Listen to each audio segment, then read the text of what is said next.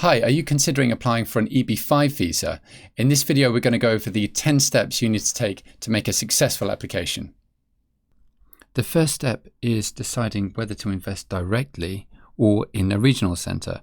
So if you invest in the US directly, then you will need to own and manage the business and ensure that a minimum number of jobs is maintained.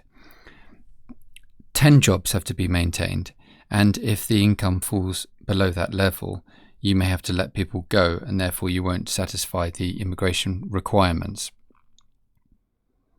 Now, you may invest $500,000 if your project is in a targeted employment area.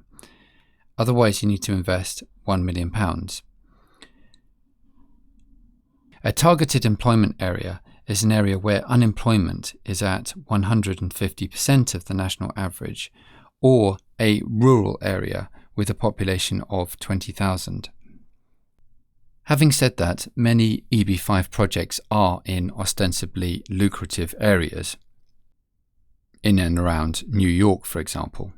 Investing in an EB5 project is a relatively passive route by contrast, in that you make your investment, but don't then have to own and manage the business. So the second stage, if you do want that passive route and you want to invest at the 500,000 level, is to choose a EB5 project to invest in.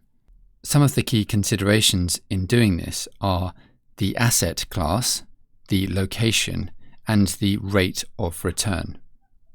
Now, on the main asset classes, these are, as a general rule, commercial real estate, like office space, retail space, for example, a supermarket, hotels, and residential real estate. This could be for mixed use, for example, a rental apartment with a public library and other amenities.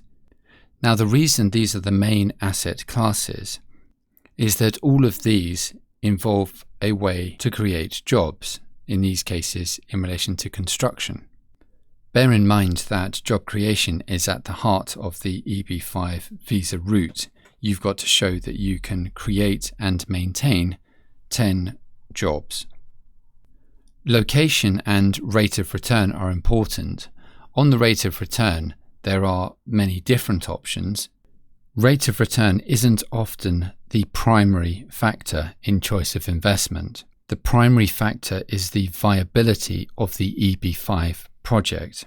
EB5 projects are very diverse, and some are more or less viable than others. Some, for example, are funded exclusively by EB5 investors.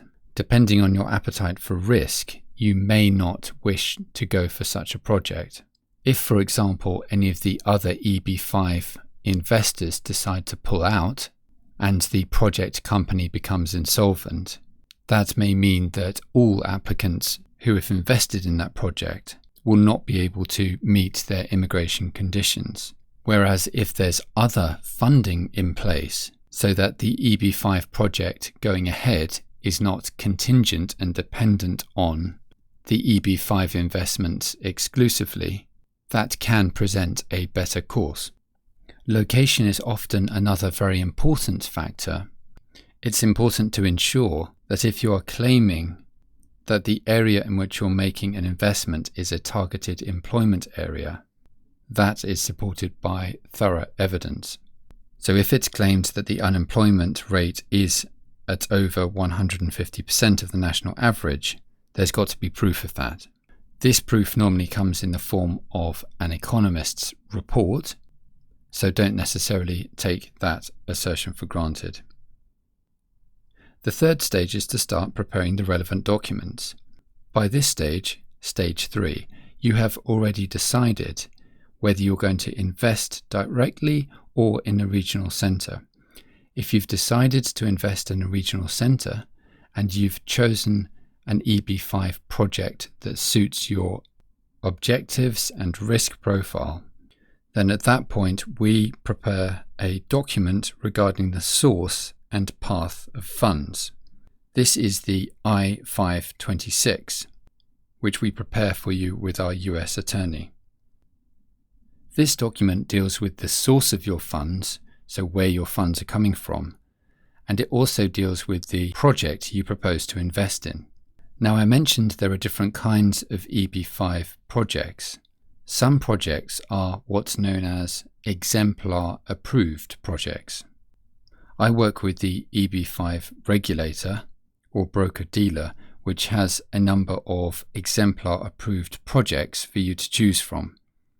Now, the importance of this is that if the project is already exemplar approved, the US Citizenship and Immigration Services, or USCIS, do not have to consider it further. So if you're exemplar approved, USCIS has already approved the project and does not need to look at it again in the application process. This also gives you some level of reassurance because you can be confident that one aspect of your application has already in effect been granted.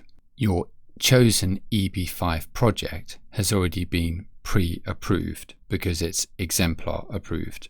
The only thing outstanding, therefore, at this point, when we file the I-526 petition, is the source of your funds. And this is the process of USCIS doing their due diligence on you to ensure that the funds you're going to be investing are not the proceeds of crime, are not the outcome of a money laundering exercise, and that they come from a legitimate source.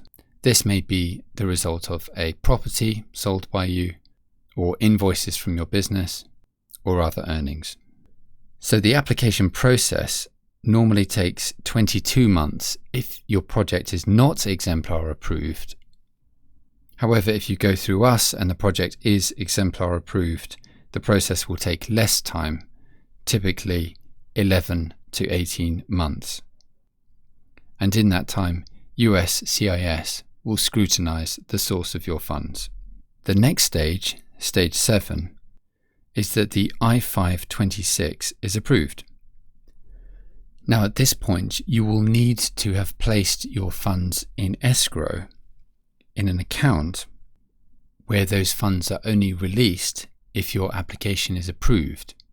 The advantage of this is that if for any reason your application is rejected or not approved because of any doubt about the source of your funds, for example, then your funds will be returned to you in full. They will simply have been sitting in escrow during the time in which your I-526 petition has been considered.